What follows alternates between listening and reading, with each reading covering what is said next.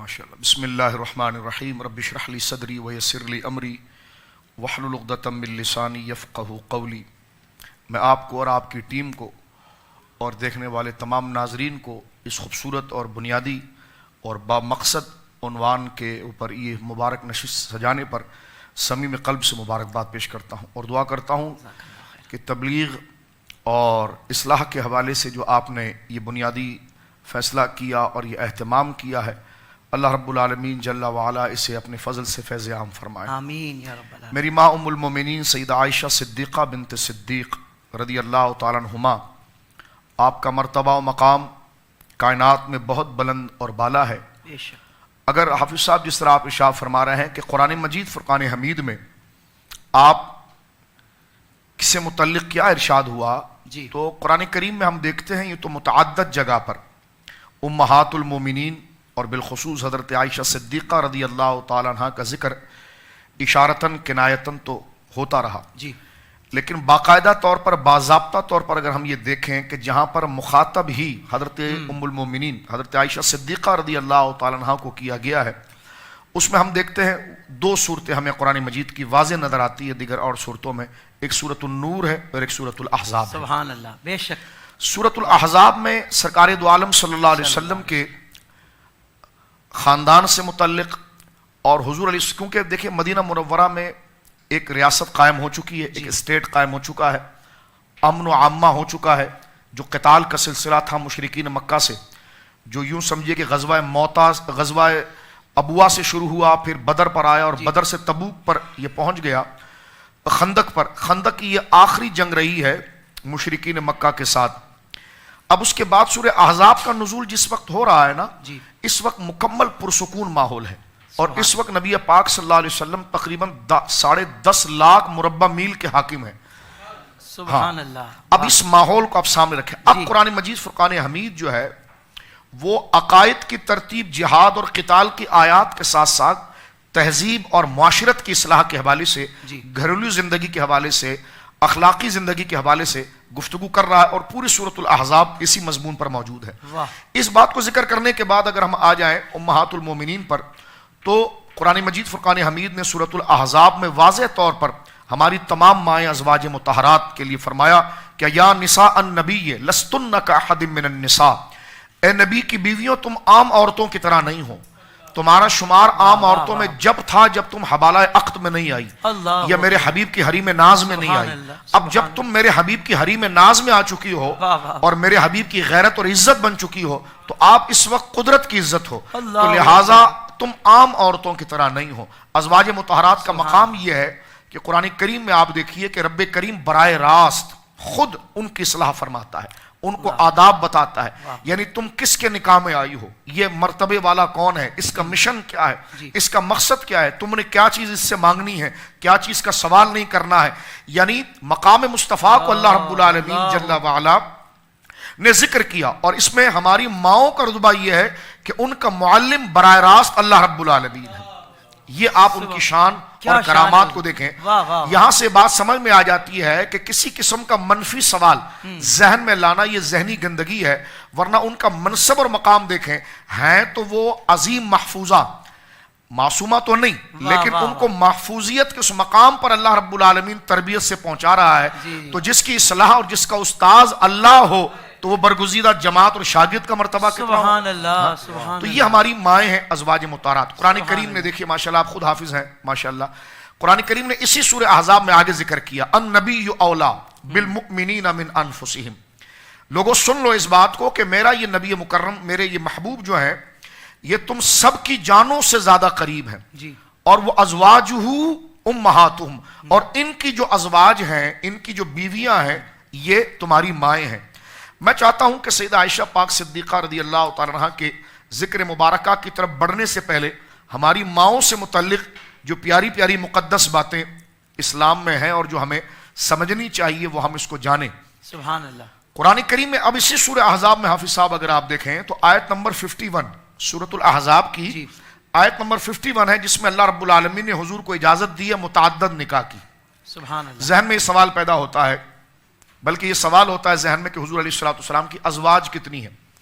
تو اگر ہم تاریخی اختلاف سے ہٹ کر ایک بیلنس بات کریں تو وہ یہ ہے کہ وہ 11 ازواج مطہرات، سبحان اللہ، سرکار کریم علیہ السلام، 6 قریشیہ عربیہ ہیں اور 4 جو ہیں وہ عربیہ ہیں غیر قریشیہ ہیں، اور ایک جو ہے ہماری ماں سیدہ صفیہ بنت حوی، یہ بنی اسرائیل سے ہیں۔ اب یہ سوال ہے کہ یہ 11 ازواج مطہرات کیوں ہیں؟ تو پہلا سوال یہ کہ پھر آپ کو 4 کی اجازت کیوں ہے؟ ایک عام انسان کو، ایک عام مومن کو اللہ رب العالمین، پھر یہ ایک بات ہے کہ آپ کو ایک کی بھی اجازت کیوں ہے؟ کہ جی اللہ نے اجازت دی ہے تو اسی رب نے تو ان کو پھر 11 کی اجازت عطا فرمائی۔ سبحان اللہ، سبحان اللہ۔ یہ سوال کہ جناب ان کی 11 ازواج مطہرات کو تو تمہاری ایک کیوں؟ پھر ایک مثنی و ثلاث و رباع، جی، کہ اگر تم رکھنے کے اہل ہو اور عدل کے ساتھ، توازن کے ساتھ تم تمام معاملات کو پورا کر سکتے ہو تو پھر 2 2 3 3 4 4 یعنی 4 تک کی اجازت ایک مرد کو اللہ رب العالمین نے جو اس کی استطاعت رکھتا ہے مکمل شرائط کے ساتھ اس کو عطا فرمائی۔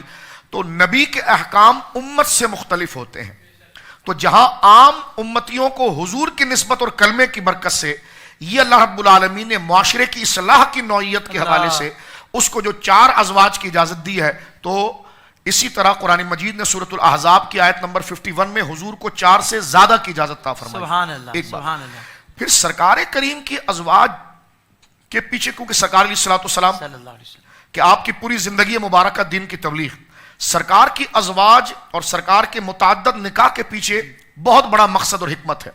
کہیں سیاسی حکمت ہے، کہیں سماجی حکمت ہے، کہیں تہذیبی حکمت ہے، کہیں معاشرے کے اندر ایک غلط رسومات جو معاشرے کے کسی بنیادی حق کو تلف کر رہی ہے، اور وہ حافظ صاحب اتنی گہری جڑ پکڑ چکی ہے کہ اس کو بول کر نہیں ختم کیا جا سکتا، یہ کسی اور بندے کے ساتھ ختم نہیں کیا جا سکتا، کیونکہ بولے گا بھی وہ جس کو لوگ سنیں، اور عمل بھی وہ کرے جو بعد میں آنے والی مخالفت کو برداشت کر سکے۔ واہ واہ۔ تو حضرت ہماری ماں سیدہ زینب بنت جہش سے نکاح، آپ جانتے ہیں جو قرآن سورہ احزاب کے اندر آیت ختم نبوت جو اتری ہے، ما کان محمد ابا احد من رجالکم، حضرت زید بن حارثہ کے پہلے آپ نکاح میں تھی، تو وہ دیکھیں منہ بولے بیٹے کی بیوی کی کیا حیثیت ہے، تو وہاں منہ بولا بیٹا حقیقی بیٹا گردانا جاتا تھا، ایک تو وہ وراثت میں شریک ہو جاتا، دوسرا پھر اس بچے کی اپنی حریت مر جاتی، ظاہر سی بات ہے اس کا باپ کوئی اور ہے، وہ نام کسی اور کو لے رہا ہے، تو اندر اس کے اندر ایک فطری گھٹن آئے گی، وہ گھٹن اس کو منفی کام کی طرف لے جائے گی،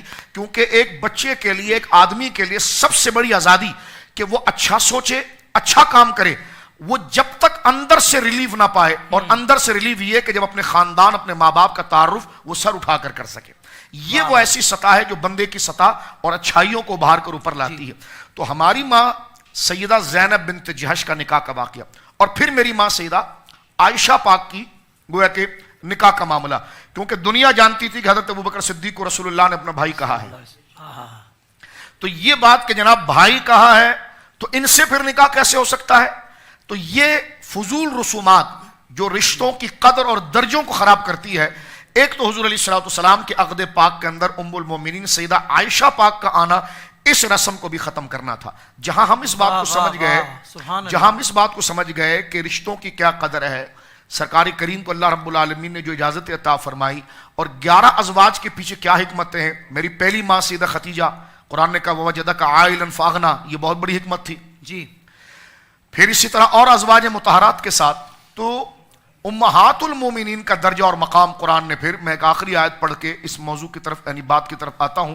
قرآن نے فرمایا انما یرید اللہ لیذھب عنکم الرجس اہل البیت ویطہرکم تطہیرا۔ نزول آیات کو اگر آپ دیکھیں گے تو یہ خطاب ہی میری ماں سیدہ حفصہ اور میری ماں سیدہ عائشہ سے ہو رہا ہے۔ واہ واہ واہ واہ واہ، سبحان اللہ۔ پنجتن پاک ازواج مطہرات کے علاوہ یہ سارے اہل بیت میں داخل ہیں، لیکن قرآن مجید نے یہاں جو اہل بیت کا لفظ کہا ہے تو آپ اوپر سے پورا پڑھنا شروع کریں، آپ خود حافظ ہیں، آپ اگر 22واں پارہ شروع کریں گے تو وَمَن یقنت کہہ کر شروع کرتے ہیں، وہ یقنت مؤنث کا صیغہ ہے، پھر قرنا فی بیوتکن، یہ اطعنا، یہ سارے مؤنث کے صیغے آ رہے ہیں۔ اب یہ مؤنث کے صیغے آ رہے ہیں تو اس میں خطاب ازواج مطہرات سے ہو رہا ہے۔ تو قرآن کی جو آیت تطہیر ہے، جس کو ہم آیت تطہیر و پاکیزگی کہتے ہیں، یہ حضور کے خاندان کے ہر فرد کو حاصل ہے، لیکن یہاں جو نزول ہو رہا ہے اس کا مصداق حضرت عائشہ صدیقہ بنت صدیق رضی اللہ تعالیٰ عنہا ہما ہو رہی ہے۔ اس حوالے سے یہ بات الگ ہے کہ پھر نبی پاک صلی اللہ علیہ وسلم نے اپنی مبارک چادر میں مولا مرتضیٰ حسنین کریمین سیدہ زہرا پاک کو لینے کے بعد فرمایا کہ اللہم ہاؤلائی اہل بیتی، یا اللہ یہ بھی میرے اہل بیت ہیں، یعنی خاص درجے کے اندر وہ اہل بیت. اور میں یہاں پر ایک بات عرض کرنا چاہتا ہوں جو قرآن نے یہاں پر کی کہ اللہ ہی یہ چاہتا ہے. اب یہ گھرانہ دیکھیں کیا فرما رہا ہے اللہ، انما یرید اللہ لیذھب عنکم الرجس اہل البیت. انما کا ترجمہ ہمارے اساتذہ کیا کرتا ہے، جزئی نیست، کہ اس کے سوا کچھ بھی نہیں. اللہ یہی چاہتا ہے کیا، لیذھب، کہ لے جائے تم سے، لے جائے، عنکم، تم سب سے لے جائے. کیا لے جائے، لیذھب عنکم الرجس اہل البیت، یعنی ہر قسم کی پلیتی عقیدے کی، اخلاق کی لے جائے. اور قیامت تک آنے والے لوگوں کو یہ بتا دے کہ نبی تو پارسا ہوتا ہی ہے کیونکہ وہ معصوم ہے. کل کو کوئی کہے کہ جناب نبی تو معصوم ہے، شیطان کی فتنوں سے اللہ نے ان کو محفوظ رکھا ہے، لیکن ایک غیر معصوم ہو وہ شریعت پر عمل کر کے کیسے دکھائے؟ تو اللہ نے فرمایا یہ نبی کا گھرانہ ہے کہ دیکھو یہ معصوم تو نہیں ہے لیکن معصوم کی صحبت میں رہ کر ایسے درجے پر آ گیا ہے کہ عمل شریعت کے اس اعتبار سے بھی ہو سکتا ہے. واہ واہ واہ واہ سبحان اللہ. ایک معیار وہاں پر خاندان رسول اور ازواج مطہرات کو لایا گیا. فرمایا کہ لے جائے تم سے اللہ رب العالمین ہر اخلاقی ہر فکری اور ہر ذہنی پستی کو، اور وہ طاہرکم تطہیرا. عربی گرامر میں اگر آپ دیکھیں تو یہ وَيُطَّاهِرَكُمْ یہ جس باب سے ہے تو اس کا مفعول آگے تطہیر آ رہا ہے، یہ بھی اسی باب سے ہے. اس کو ہمارے عربی گرامر میں کہتے ہیں مفعول مطلق، کہ اس کا مفعول اسی من، جیسے آپ پڑھتے ہیں نا یسلم تسلیما. جی اب دیکھو یسلم جس باب سے تو تسلیمہ بھی اسی باب سے. اس کا معنی تاکید کے لیے ہوتا ہے، واہ واہ واہ. سارے شرائط کو پورا کرنے کے لیے ہوتا ہے. فرمایا یسلم تسلیما، میرے حبیب پر سلام پڑھو جیسے اس کے پڑھنے کا حق ہے. اللہ اکبر. جیسے کہتے ہیں نا ضربت زیدن دربن شدیدن، یعنی ضربت دربن. اب دیکھیں ضربت بھی وہی صیغہ ہے اور دربن بھی وہی صیغہ ہے. اس کا معنی ہوتا ہے تاکید کے لیے. اللہ یہاں فرما رہا وہ طاہرکم تطہیرا، جیسے تطہیر کا حق ہے خدا تمہیں ویسا بنائے گا. سبحان اللہ سبحان اللہ. جیسے تطہیر کا حق ہے اللہ رب العالمین جل والا تمہیں ویسے ہی بنائے گا. تو یہ سیدہ عائشہ پاک صدیقہ رضی اللہ تعالیٰ عنہ کے حوالے سے بات چلی. میں اس میں ایک بات اور عرض کر دینا چاہتا ہوں اگر آپ اجازت دیں، کہ یہاں پر دیکھیں اہل بیت کا لفظ آیا. اب اہل بیت کے معنی کو بحمد اللہ تعالیٰ اہل سنت و جماعت جو توازن سے ہیں یہ تمام گوشوں سے قبول کرتے ہیں. نبی کریم علیہ الصلوۃ والسلام کے رشتہ داروں میں وہ ہر فرد جو صاحب ایمان ہے ہم ان کو اہل بیت میں مانتے ہیں. سبحان اللہ. ہاں یہ ضرور ہے کہ اختصاص سیدہ زہرا پاک کا بالکل منفرد ہے، اسی طرح ازواج مطہرات کا دوسرے کے مقابلے میں منفرد ہے. اسی طرح چچائیں جتنے ہیں ان کی اولاد ان کا منفرد ہے. یہ اپنے اپنے درجے پر ہے. کیونکہ دیکھیں اہل بیت، اب ذہن میں اگر یہ سوال آئے کہ اہل بیت سے بیوی کیسے مراد ہو سکتی ہے، تو میرا ایک تعجب سے جواب ہوتا ہے کہ اہل بیت اگر بیوی نہ ہو تو پھر اہل بیت بنے کیسے؟ اگر بیویاں نہ ہو، اہل بیت کا معنی کیا ہے؟ اہل خانہ. جی اہل خانہ. اہل خانہ. اب اہل خانہ سے بچہ مراد لیں بیوی مراد نہ لیں تو یہ کسی دیوانے کی گپ نہیں. کسی کو کہا گیا جناب آپ تشریف لائیے گا دعوت میں اور اپنے اہل خانہ کے ساتھ آئیے گا، وہ چلے گئے جناب بچوں کو لے کر، اور تو وہ آگے پوچھے گا نا بھابھی جان نہیں آئی، ہماری بہن نہیں آئی. تو یعنی اہل بیت کے اندر بیوی کا ہونا یہ تو لازم ہے. واہ یہ تو لازم عنصر ہے. قرآن مجید فرقان حمید کے وقت اتنا نہیں ورنہ میں وہ آیات پڑھتا آپ کے سامنے جو حضرت ابراہیم علیہ السلام کا مکالمہ اپنی زوجہ محترمہ کے ساتھ.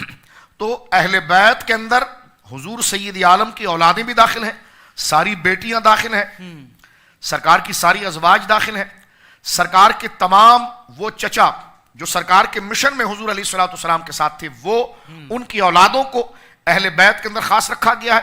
لیکن یہ الگ بات ہے کہ سیدہ زہرا پاک کا جو سلسلہ مبارکہ ہے وہ اپنی خاص جہت کے ساتھ ایک بڑا امتیاز سبحان اللہ بے شک اور نصرت رکھتا ہے، کیونکہ ان کی اولاد کو رسول اللہ نے اپنی اولاد قرار دیا. اللہ ان کی اولاد کو حضور نے اپنی اولاد قرار دیا ہے. اور اسی لیے اعلیٰ حضرت امام علیہ سنت سے بھی پوچھا گیا کہ مولا مرتضیٰ کی تو دیگر اولادیں ہیں وہ بھی اہل بیت میں ہیں، لیکن حسنین کریمین کی کیا شان ہے؟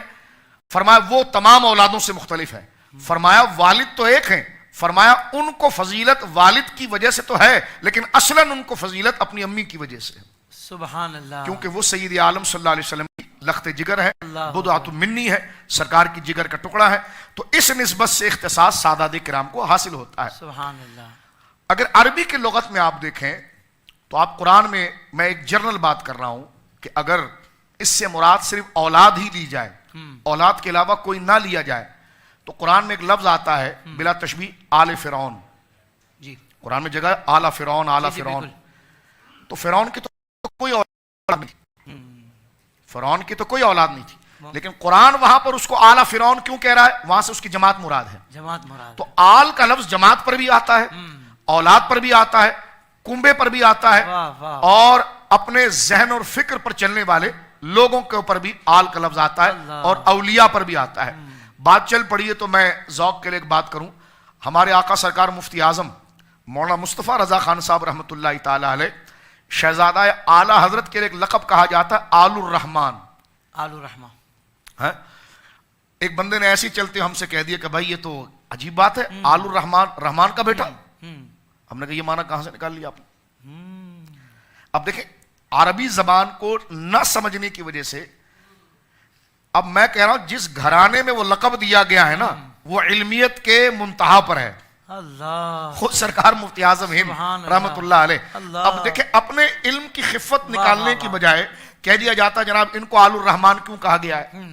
تو آل الرحمان یہ ساری لغت کی کتاب میں لکھا ہوا ہے کہ آل کا لفظ اولاد پر بھی آئے گا، کنبے پر بھی آئے گا، جماعت پر بھی آئے گا، اور دوست پر بھی آئے گا۔ بلکہ تاج العروس کے اندر جو عربی کی بڑی مشہور لغت ہے وہ لکھتے ہیں کہ آل اللہ و آل الرسول، یعنی آل اللہ جیسا آل الرحمن، آل اللہ و آل الرسول ای اولیاؤہ، یعنی آل اللہ سے مراد، یعنی آل الرحمن سے مراد کیا ہوا؟ اللہ کے دوست۔ تو یہ آل کا معنی دوست کے لیے بھی آیا۔ دیکھیں سبحان اللہ، سبحان اللہ۔ اب میں بات کو یہاں پر سمیٹتا ہوں۔ ہماری کتاب اور اس طرف کی تمام کتابوں میں یہ بات موجود ہے کہ سرکار دو عالم صلی اللہ علیہ وسلم جس وقت سیدہ خدیجۃ الکبریٰ رضی اللہ تعالیٰ عنہا کے گھر تشریف لاتے تو سرکار کریم علیہ الصلوۃ والسلام کے آنے سے ہی پہلے سیدہ پاک حضور کے استقبال کے لیے تیار ہو جاتی تو سرکار دروازے پر یہ کہتے تھے السلام علیکم یا اہل البیت، سبحان اللہ، سبحان اللہ، السلام علیکم یا اہل البیت، یا اہل البیت۔ واہ واہ۔ تو یہاں سے تو واضح طور پر بات ہوئی کہ سرکار نے اپنی ازواج کو اہل بیت کہہ کر پکارا ہے، اور یہ اہل بیت، یہ میں صرف کنفیوژن دور کرنے کے لیے کچھ لغت کی بات بھی میں نے آپ کے سامنے کی ہے، کچھ معاشرے کی بات بھی آپ کے سامنے کی ہے، اب یہ شرعی بات بھی میں آپ کے سامنے کر رہا ہوں۔ تو ان تمام باتوں کا خلاصہ کیا نکلا کہ ہماری ماں سیدہ عائشہ صدیقہ بنت صدیق کا مرتبہ مقام یہ ہے کہ آپ اہل بیت میں سے ہیں، اور وہ عظیم ہستی میں سے ہیں جن کو اللہ رب العالمین جل وعلا نے امت کی ماں قرار دی۔ یعنی سب اتنا اہم مسئلہ آپ نے سمجھا کر وہ راستہ بند کیا ہے کہ جہاں سے لوگوں کو گمراہ کرنا شروع کیا جاتا ہے۔ یہ سبحان اللہ شاہ صاحب، میں چاہوں گا احادیث مبارکہ کی روشنی میں بھی اگر ارشاد ہو جائے تو پھر ہم اس کے بعد ایک کلام شامل کر لیں گے سید اعلیٰ حضرت کی شان۔ جزاک اللہ۔ میں احادیث پر جانے کے ساتھ مجھے ایک بات اور یاد آتی ہے تاکہ ناظرین، کیونکہ بندہ جس ہستی کو جتنا زیادہ جانے گا اتنی محبت کرے گا، اللہ اکبر۔ تو یہ بات بھی ہماری ماں ام المومنین کے حوالے سے لوگوں کو پتہ ہونی چاہیے۔ پتہ تو ہوتی ہے لیکن ایک یاد آ جائے، اور یہ ہمارے لیے، آپ کے لیے، ہم تمام دوستوں اور بزرگوں کے لیے گویا کہ ذریعہ نجات بنے کہ ہماری ماں کا خاندانی رشتہ، جی، خاندانی طور پر، نسبی طور پر حضور سے کیا تعلق تھا۔ یہ تو تعلق جو ہے حضور کی زوجہ ہے، لیکن حضور کی خاندانی یعنی نسبی طور پر بلڈ ریلیشن میں جی، حضور علیہ، جس کو آپ انگلش میں کہتے ہیں انسسٹر، خاندانی طور پر حضور علیہ السلام کے کیا تعلق تھا، تو آپ دیکھیے کہ آپ حضرت ابوبکر صدیق کی شہزادی ہیں۔ سبحان اللہ۔ اب نام سیدنا صدیق اکبر پر آیا تو میں اپنی ماں کا، کیونکہ دیکھیں نا یہ بزرگوں کا طریقہ رہا ہے کہ اگر میں آپ کی تعریف کروں تو یہ میرے لیے عزت ہے، لیکن میں اگر آپ کے والدین کی تعریف کروں تو آپ مجھ سے زیادہ خوش ہوں گے۔ جی، میں آپ کے دادا جان کی تعریف کروں گا آپ زیادہ خوش ہوں گے۔ واہ، میں آپ کے خاندان کے بڑے بزرگوں کی تعریف کروں گا، اس کو کہتے ہیں علم الانساب۔ اور میری ماں، آگے ہم بات کریں گے، میری ماں خود علم الانساب میں امامت کا درجہ رکھتی تھی۔ واہ واہ واہ واہ، علم الانساب سبحان اللہ، انتہائی مشکل علم ہے، یعنی برادریوں کا علم، نسب کا علم، فلاں فلاں کا بیٹا، فلاں فلاں کا بیٹا، فلاں، یہ عرب کے اندر بڑا مشکل، دقیق اور ضروری علم تھا جو خاندانی قبائل مرتب ہوتے تھے۔ میری ماں سیدہ عائشہ جہاں علم وراثت میں امامت کا درجہ رکھتی تھی، جہاں علم شاعری میں وراثت گویا کہ امامت کا درجہ، جہاں علم ادب میں امامت کا درجہ رکھتی تھی، وہیں پر میری ماں کی شان علم الانساب کی تھی۔ اب آپ دیکھیے، آپ بیٹی ہیں حضرت ابوبکر صدیق کی، میں ناظرین کی توجہ چاہوں گا۔ سیدنا صدیق اکبر کی 3 بیویاں ہیں، جی، سب سے بڑی بیوی حضرت ابوبکر صدیق کی ہے، ان کا نام ہے قتیلہ، یا اس کو تصغیر میں پڑھا گیا قتیلہ۔ ان کے بارے میں ایمان سے متعلق شریعت مطہرہ کی تعلیمات خاموش ہے، لیکن ان سے آپ کے 2 بچے گویا کہ تولد ہوئے آپ کی بڑی شہزادی اسما بنتے ابی بکر کہ جو بہو ہیں حضور سید عالم صلی اللہ علیہ وسلم کی پھوپھی سیدہ صفیہ کی. سبحان اللہ. اور سیدہ صفیہ وہ ہیں جو حضرت حمزہ کی سگی بہن ہے. واہ واہ واہ. یوں تو سیدہ صفیہ سرکار کے والد عبداللہ کی بھی بہن ہے رضی اللہ تعالیٰ عنہ, لیکن صرف باپ شریک بہن ہے, کیونکہ میرے آقا جناب سیدنا عبد المطلب رضی اللہ تعالیٰ عنہ کی متعدد بیویاں تھیں. تو ایک سے حضرت عبداللہ ہے, لیکن جس بیوی سے حضرت حمزہ پیدا ہوئے ہیں اسی سے سیدہ صفیہ پیدا ہوئی. واہ واہ. تو سیدہ صفیہ میرے آقا سید الشہداء کی سگی بہن ہے اور حضور کی پھوپھی ہیں. سبحان اللہ. اچھا بات تھوڑی چلی تو میں اس کو, یہی سیدہ صفیہ جی پیچھے اگر دیکھیں تو حضرت ختیجہ کی بھابھی ہیں, کیونکہ سیدہ ختیجہ کے بھائی ہیں عوام بن خویلد, ان کا نکاح حضور کی پھوپھی سے ہوا ہے, اور ان سے پیدا ہوئے ہیں عبداللہ بن زبیر عشرہ مبشرہ, ان کا نکاح ہوا ہے اسما بنت ابی بکر سے جو حضرت ابو بکر صدیق کی بیٹی, اور زبیر بن عوام حضرت ابو بکر صدیق کے داماد ہوئے ہیں, اور ان کے بطن سے پیدا ہوئے عبداللہ بن زبیر.